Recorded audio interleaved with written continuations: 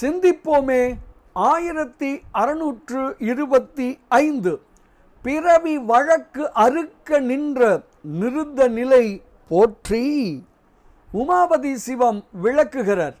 தாமரை மலரில் அமர்ந்துள்ள பிரம்மனும் தேவர்களும் தேவர்கள் தலைவனான இந்திரனும் திருமகளுடன் பொருந்திய ஒளி மிகுந்த கௌத்துவ மணி என்று அழைக்கப்படும் பதுமராக மாணிக்கத்தை அணிந்துள்ள மார்பினை உடைய திருமாலும் ஞானிகள் நாவில் விளங்கும் 4 வேதங்களும் வேதம் முடிவான உபநிடதங்களும் அறிவை விளக்கும் விந்து தத்துவமும் நாத தத்துவமும் அந்த நாத தத்துவத்தின் முடிவாகிய பிரணவம் என்று அழைக்கப்படுகிற ஓங்காரமாய் இருக்கிற குடிலையும் ஆகிய இவர்கள் யாவரும் இவை யாவும் தத்தம் அறிவால் இயன்ற அளவு அடைவதற்கு முயற்சி செய்தும் அவர்களின் அறிவிற்கு எட்டாத அளவிற்கு அப்பால் நிற்பவன் சிவபெருமான்.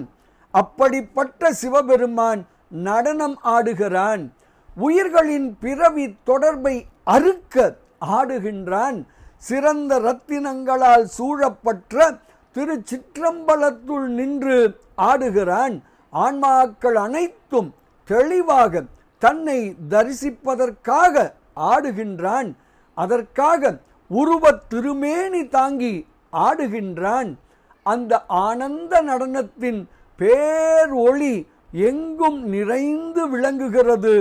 அந்த ஆனந்த நடனம் நம்மையெல்லாம் காத்து அருள்வதாக. இப்படியாக நம்மை காப்பதற்காகவே ஆனந்த நடனம் ஆடுகிறான் பெருமான் என்று விளக்குகிறார். பாடலை காணலாமே.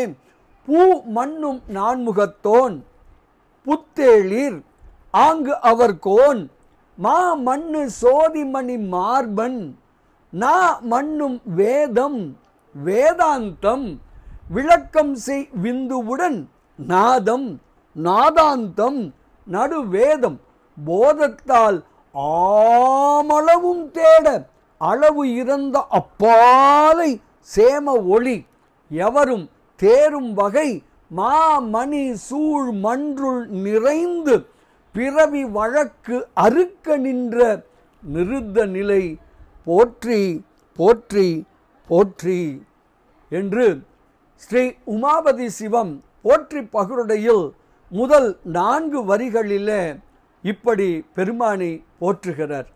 நடராஜ பெருமானை வணங்குவோம், பிறவி அறுப்போம், பேரானந்தத்தில் திளைப்போம் திளைப்போம் திளைப்போம்.